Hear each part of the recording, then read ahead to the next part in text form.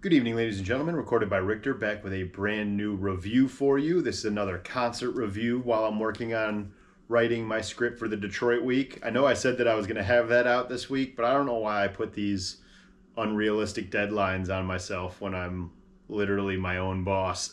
It makes it silly. I'm going to take my time with that and make sure that I have all the T's crossed and I's dotted for the Detroit stuff, because I want to make sure that that's my best effort possible, because I really care about what I'm about to do with that. So that is coming, and I'm writing, and I'm also reading that book right there, Heaven Was Detroit, From Jazz to Hip Hop and Beyond, over there. So that's helping me figure it all out. And I said on this that I'm also going to continue recommending stuff, and so my two most recent buys are Bob James' Lucky 7 over there on vinyl, and then I got Diggable Planet's Blowout Comb on CD that I've been jamming on my awesome new Cool Geek CD player. So super dope stuff. But anyhow, today I'm here for my review of Monday at Movement. So I didn't go the full weekend, full disclosure. I had plans to, but on Saturday and Sunday it was kind of cold and rainy, and there was sets I really wanted to see there, but I don't know, man. Being sober, it's harder to get me out to go stand in the cold rain. In my drinking days, I might have done it, but I also had the Baby Keem concert on Tuesday, which I'm going to also cut a review on. So I didn't want to risk getting sick for that, because the Baby Keem was something I was really looking forward to. But anyhow, I went down there on Monday. I wasn't sure if I was going to buy a ticket or not because of how expensive they are for a day pass these days. It's really insane, but I mean, in relativity, it's not to other festivals, but the price jump from last year to this year is pretty crazy. But I did it. I bought one anyhow, and I went in and met up with a bunch of friends that I hadn't seen in a while. So I'm really happy that I spent the money, because it was worth it just to hang out with them for a while. I got to see 3 close friends of mine, and then I went and hung out with my buddy Kyle for a little bit too, that I hadn't seen in a while. So shout out to Kyle, shout out to Nora, Stephanie, and Shay. Love all of you guys. But I had a great time, man. I got there right as Green Velvet was going in, and I got to see the end of his set. And Green Velvet is a legend. He's been around forever. He's from Chicago. He's in the techno house music world, and he always kills it. If you're unfamiliar with him, you probably recognize him from having the green mohawk. He's been rocking that forever. So that was the first set that I saw. And then we went over to the Pyramid stage, which is the dope stage that I like the best, probably because it's right there with the river as the background, the Detroit River. You're kind of overlooking Canada behind you.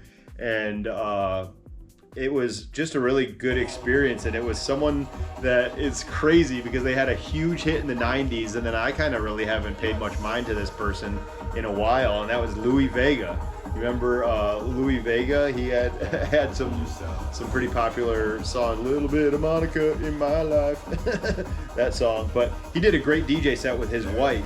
Nane is his wife's name, and they did a little back and forth thing that was awesome. And then after they were done, Mochak went on, and he's a Brazilian DJ that I thought was really awesome. Nora, my good friend, was a big fan of his, so she wanted to see him, and we watched that. And then we went to the underground stage for a while, which is probably my least favorite stage, just because it's like under this, there's this little underground space in Hart Plaza where they have like usually the fast-paced techno going. And the only reason I don't like it is because you're covered. You're basically inside, even though you're still technically outside, but it's covered and it gets hot and packed in there. But the sets that we saw were super dope. We saw a little bit of Boys Noise, and then there was a back-to-back with MCRT.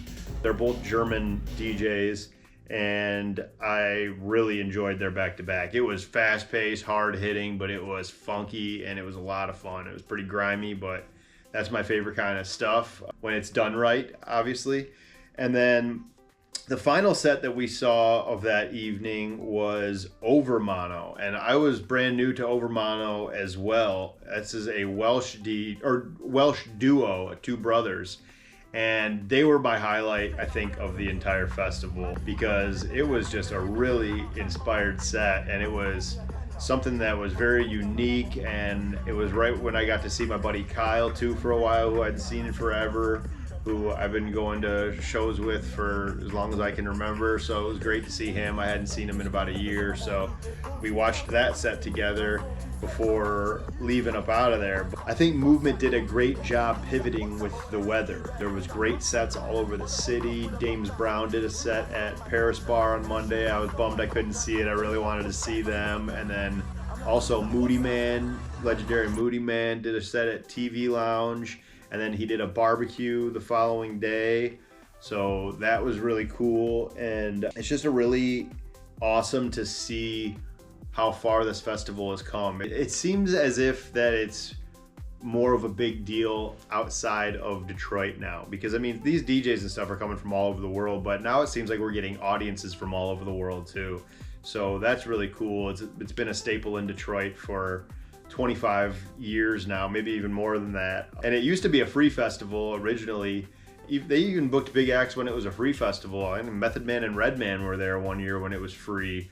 But my friends and I have been going to it for teen years all the way through adulthood. And that's one thing that I think is really cool about it. Even though it's dance heavy music, there's such a wide range of audience there. You see everything from kids to older folks there. And I just think that that's awesome because no one is aged out of this festival. You can be comfortable there no matter where you're at in life. And I think that that speaks to the melting pot that Detroit really is. We have people from all over, different walks of life, different parts of the world from right here. And it's unique in the sense that you can look right across the water and see a whole different country. So that's pretty awesome too. But that's what I have for Movement this year. I highly suggest, if you haven't heard it yet, going to listening to Courtney Bell's brand new album. Phenomenal stuff. That's another one I'll recommend to you. He's a Detroit artist that's getting kind of big. And I'm going to be back here in a second, and I'm going to be doing my review of the Baby Keem concert. We will see you guys next time. Peace.